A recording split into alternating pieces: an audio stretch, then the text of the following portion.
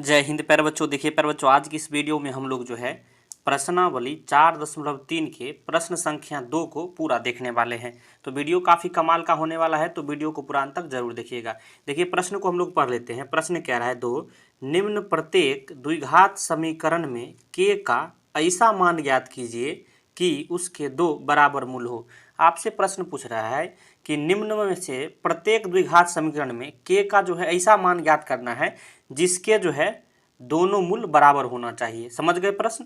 इसमें जो है टोटल 2 प्रश्न दिए गए हैं। पहला प्रश्न हम पहले सॉल्व कर रहे हैं, उसके बाद दूसरा को भी इसी वीडियो में हम लोग सॉल्व करेंगे आगे। क्लियर है? तो देखिए प्रश्न को पढ़िए। कह रहे 2x² प्लस kx प्लस 3 बराबर 0। के का यहाँ जो है आपको मान निकालना है। चलिए हम लोग हल करना स्टार्ट करते हैं। देखिए सबसे पहले जो है यहाँ जो है ए का मान बताइए आप क्या हो जाएगा। अगर पिछला वीडियो आप देखे होइएगा तो आप आसानी से यहाँ बता सकते हैं। ए का मान यहाँ 2 हो जाएगा, क्योंकि x² के गुणांक यानी x² के पीछे जो संख्या जो है ये a होता है, और b क्या होता है, x के साथ जो संख्या है k यहाँ जो है b हो जाएगा। c क्या हो गया, जिसके साथ x नहीं लगा हो, जो संख्या अचर पद हो, कांस्टेंट हो, तो उसे हम लोग c मानते हैं। तो x² के गुणांक को 1 मानते हैं, x के गुणांक को k मानते हैं, और जो जिसमें x पर नहीं लगा रहता है उसे हम लोग c मानते हैं, या फिर कहिए अचर पद को c मानते हैं। इतना तक क्लियर है? समझ में आ गया? अब देखिए प्यारे बच्चों, एक चीज यहाँ समझ लीजिए।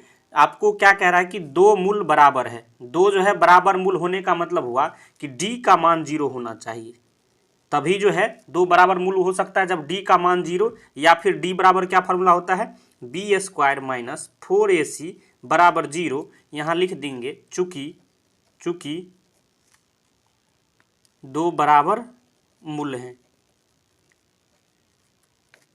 दो बराबर मूल है, दो बराबर मूल है, इसलिए जो है b² माइनस 4ac बराबर 0 होना चाहिए। क्लियर है? इस कंडीशन को सबसे पहले समझ लीजिए। अब देखिए यहाँ जो है b का मान यहाँ क्या है प्यारे बच्चों, b का मान देखिए k दिया हुआ है, तो k का यहाँ क्या हो जाएगा, स्क्वायर हो जाएगा, फिर माइनस 4ac, 4 गुने a का मान क्या है 2, गुने c का मान क्या दिया हुआ है 3, बराबर क्या हो गया 0। अब देखिए यहाँ समझिए, यहाँ k का स्क्वायर हो गया, फिर माइनस 4 दूनी 8 3 का 24 बराबर क्या हो गया 0।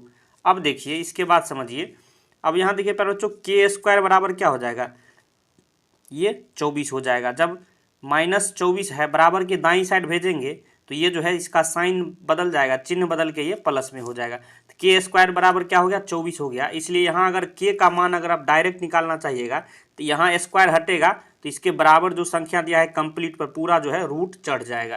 क्लियर है? यह कॉन्सेप्ट होता है, जब स्क्वायर को हटाते हैं तो बराबर के दाईं साइड में जो है आपको ऑटोमेटिक रूट चढ़ जाता है।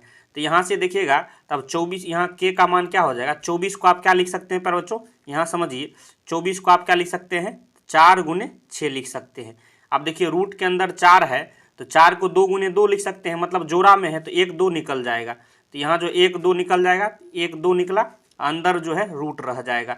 अब देखिए ये यहाँ क्या हो जाएगा, प्लस माइनस हो जाएगा। रूट से निकलने के बाद ये प्लस माइनस 2 इसका जो है मूल्य निकलता है। तो के का मान क्या निकला प्यारे बच्चों, के का मान निकला प्लस माइनस 2 अंडर रूट 6।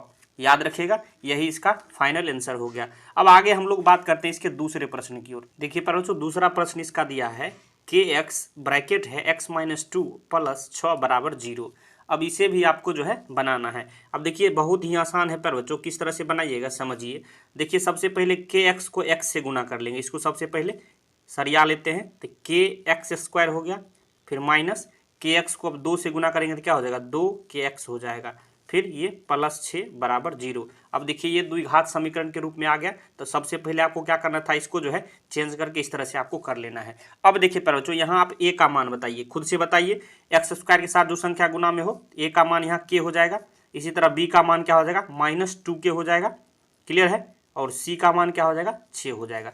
मुझे आशा आपको समझ में आ रहा होगा। अब देखिए यहाँ भी जो है d बराबर 0 होना चाहिए। d बराबर 0 कहिए, या फिर d बराबर क्या फॉर्मूला होता है, b² माइनस 4ac बराबर 0 होना चाहिए।